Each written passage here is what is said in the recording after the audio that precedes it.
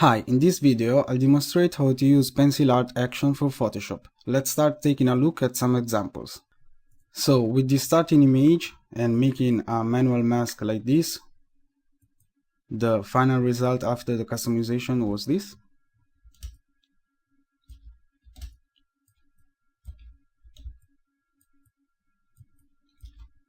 Okay, let's see the next example. With the starting image and with this mask, this was the result.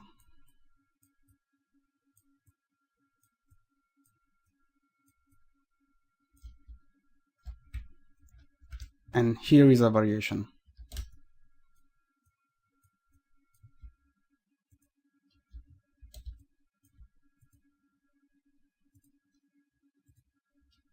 Okay, next image. With this mask, this was the result.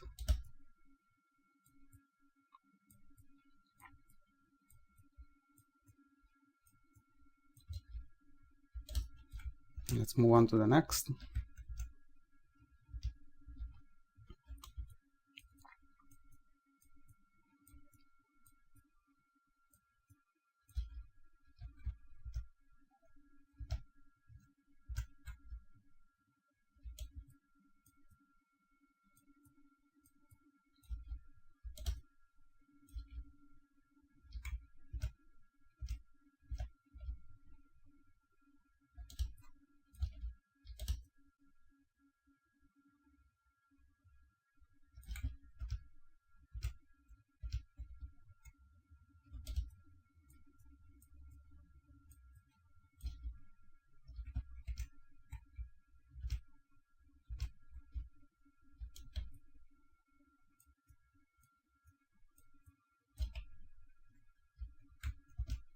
Last image.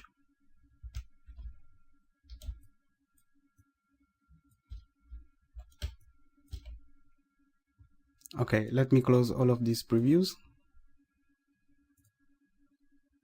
Now let's install the 3 files of the package. Go to the top menu window here, select Action, and when the Action panel opens, click this icon at the top, select Load Actions, and load the action file. And here is the action correctly installed.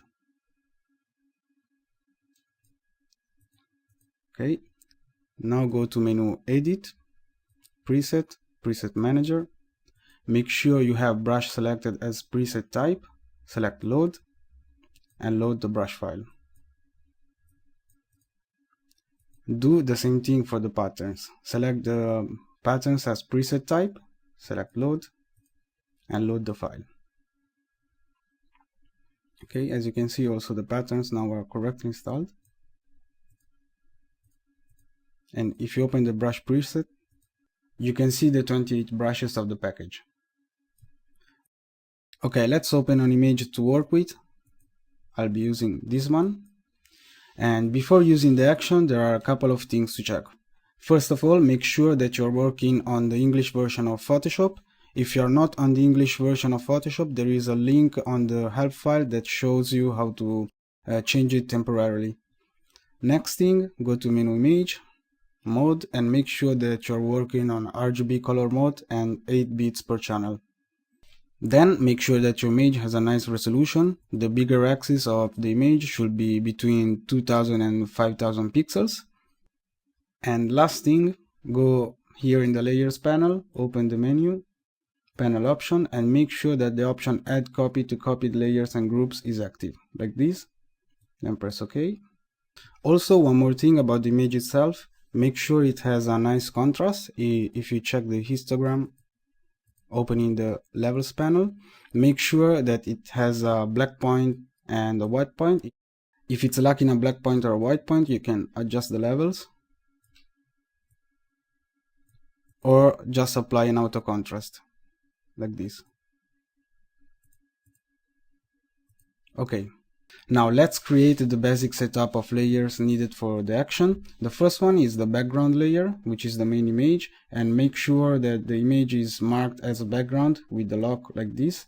If, for example, your image is not marked as background and you have a situation like this, select the layer go to layer, new, background from layer.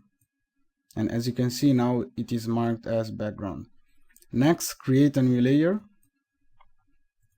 and rename it mask, all lowercase. Then select a brush with a visible color,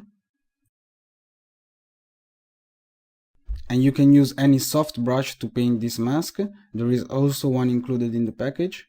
If you open the brush preset, it's the first one, Pencil Art Soft, and it has a spacing of 25, and you can also change it slightly to make it harder or softer.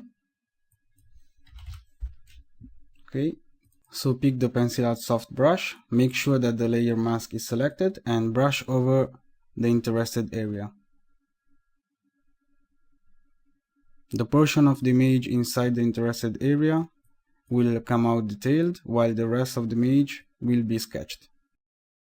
Okay, now that we have a nice mask with transparency, we are ready to use the action, so open the Actions panel. Then you can also open the action by clicking its arrow, so that you can see the progress of the playback here on the scrolling bar. So select the action and click play.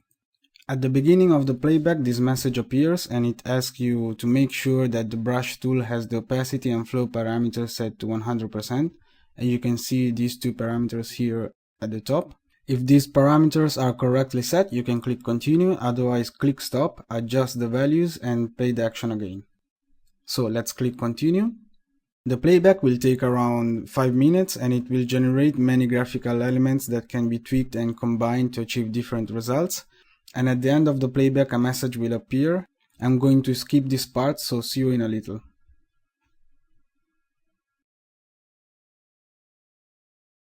Okay, the playback is finished. Click continue and close the action panel. And here is the basic result of the action.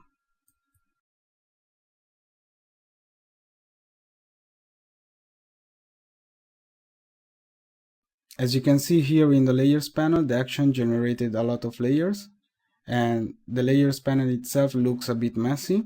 To quickly reorganize all of these layers, go to the top layer Pencil Art output, hold Alt on your keyboard and click the arrow icon on its left.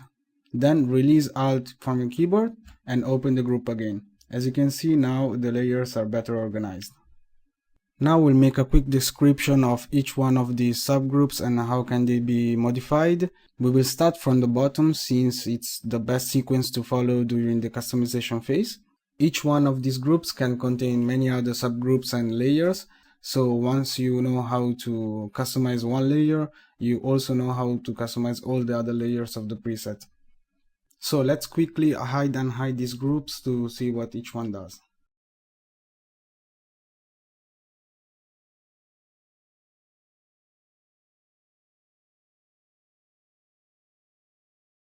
So the first main group from the bottom is background, open it, and this group basically simulates the paper. It's made of two other groups, background color and paper texture. Open background color and here you have 8 different options for the color of the paper. Okay, and you can also customize the color by double clicking the thumbnail here on each layer and choosing your custom color.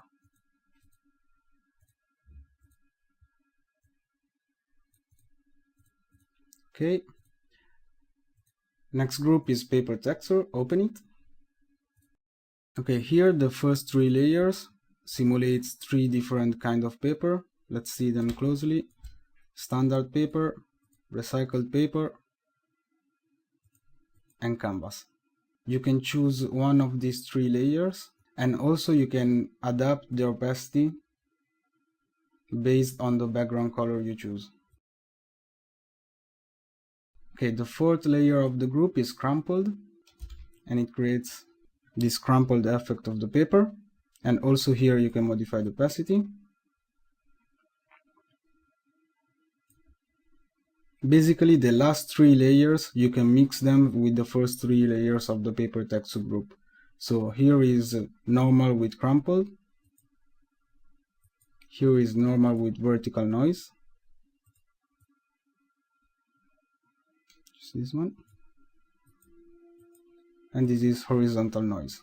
which adds a wet effect to the paper.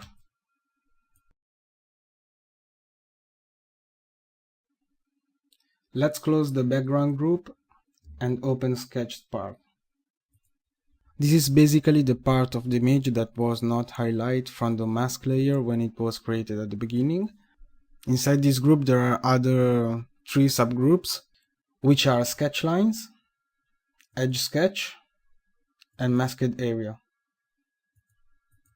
Sketch lines by default is barely visible. Let's select all of these 3 layers and change their opacity. And it basically adds this effect to the background. You can decide their opacity and also, if needed, hide some of them. Okay, next we have edge sketch. Okay, most of the layers inside of this group are hidden by default. So let's take a look at them.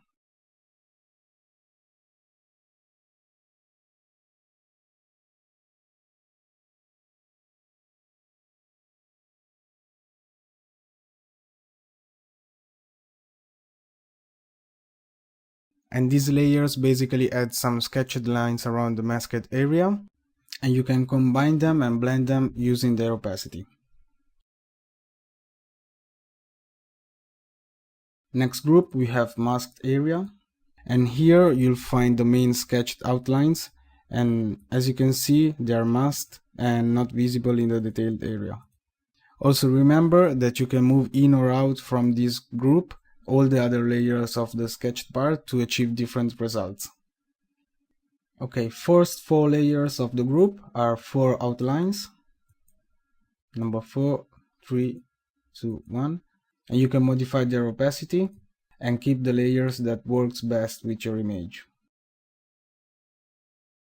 Okay, next layer is sketch details, and this layer will add some detail to the background. It is usable only if the image has some nice details in the background in the first place, otherwise it can be skipped. And the last 2 layers of this subgroup are hidden by default, and they are named rough outlines. And they basically add this rough sketch effect to the background.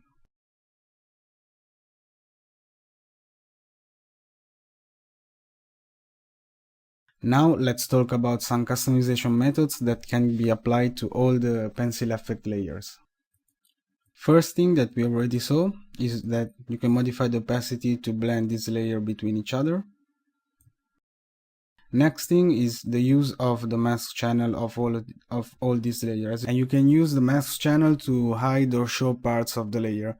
To do it, select the mask channel, then select a brush and a black color, and paint over the areas of the image that you want to hide or unhide. If you use a black color, it will hide the portion of the layer, and if you use a white color, it will unhide it. So for example, now I have a black color. As you can see, this portion is now hidden, and if I switch it to white, I can reveal it again. The third thing you can do is to modify color to each layer separately. As you can see, each layer is provided of a color overlay layer style. If you double click it, you can modify the color here.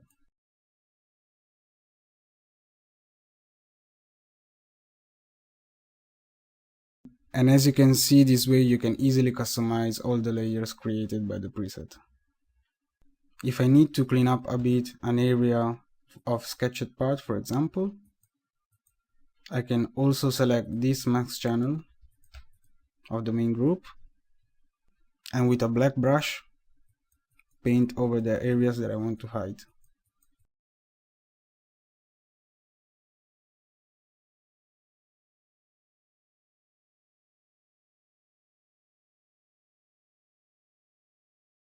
This way the result is cleaner and you show only what is interesting.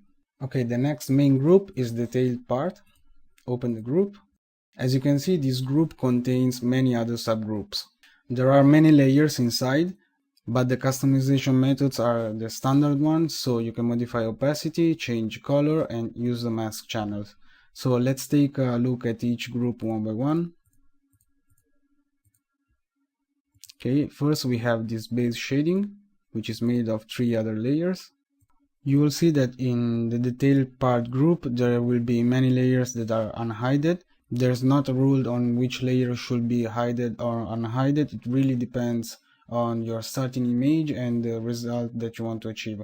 So for example, if your image has a lot of black areas in it, but this is not the case, it could work better to keep only one of the base shading layers visible. So let's see the next group, which is fill patterns, this one. And also here you can decide which layers to keep visible and which ones to hide, and apply the standard customization method. Also, what is particular about only the fill patterns is that you can also modify the pattern overlay layer style of each one of these layers. To do it, double click the layer style, and here the parameter that you will want to modify more is the scale parameter to adapt the pattern to your image. Okay, next group, it is internal sketch. Let's open it. And also here you can find the combination between these layers that works best on your image and use the standard customization methods. So let's take a quick look at these layers.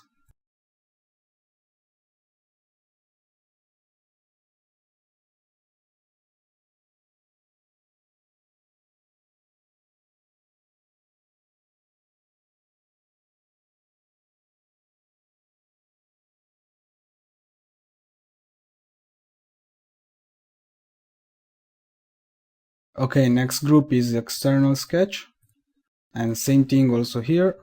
Let's take a look also at these layers.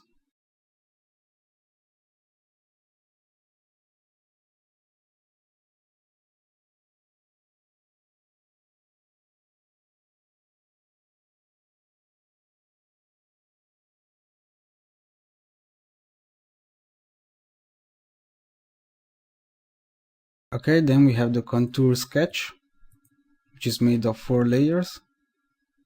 Let's see them.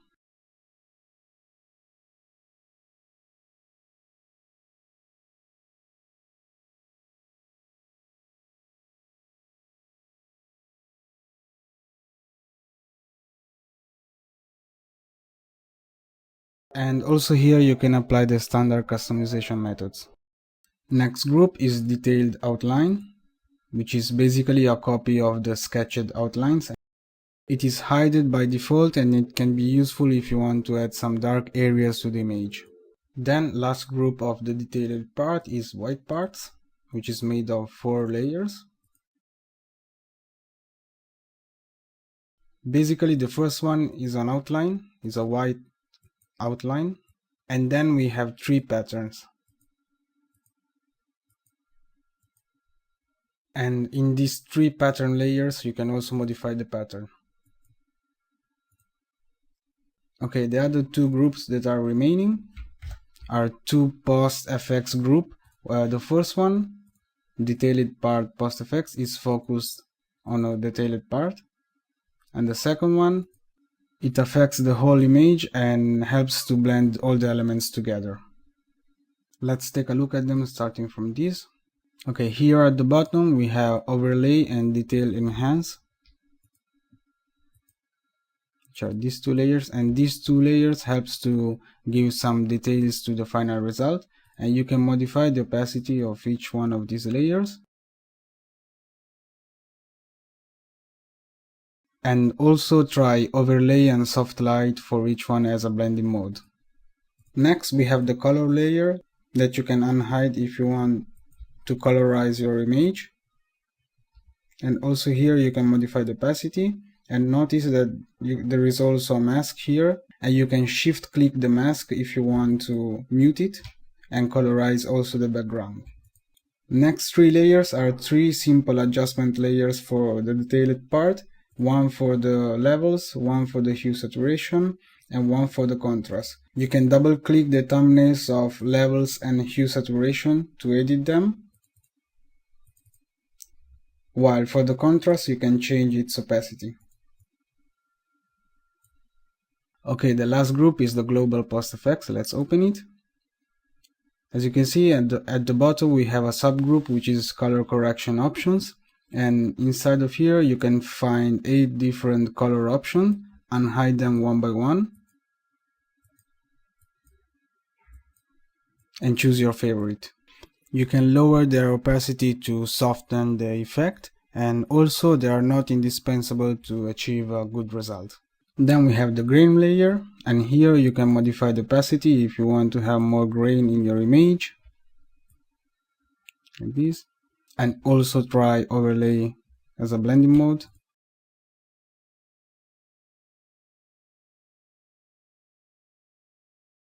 Okay, next layer is vignette. This adds a vignette layer to the image, and also here you can modify the opacity and also the color by double clicking the thumbnail. Okay, next there is spotlight, which is the counterpart of vignette. It adds the spotlight effect in the center, but being this gradient adjustment layer, you can double click it and modify the type of gradient. So for example, if you want to have a line, you can select reflected, and also here modify the angle. Let's make it more visible. Okay, this is the line, this is radial, linear. And here you can also try soft light as blending mode. Let's leave it on overlay for now. And at the end we have 3 global adjustment layers for contrast, levels, and hue saturation. One thing that you could do at the end of the customization is to open the global level adjustment layer and try to click on auto to make it auto adjust, and then if needed tweak the result.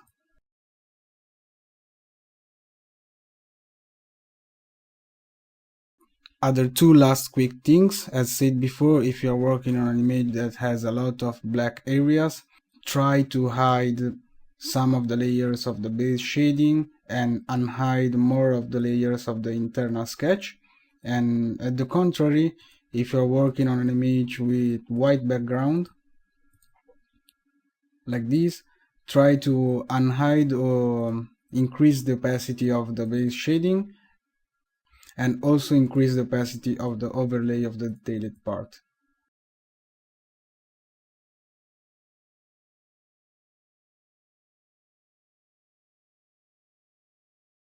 And that's all. Thank you for your attention.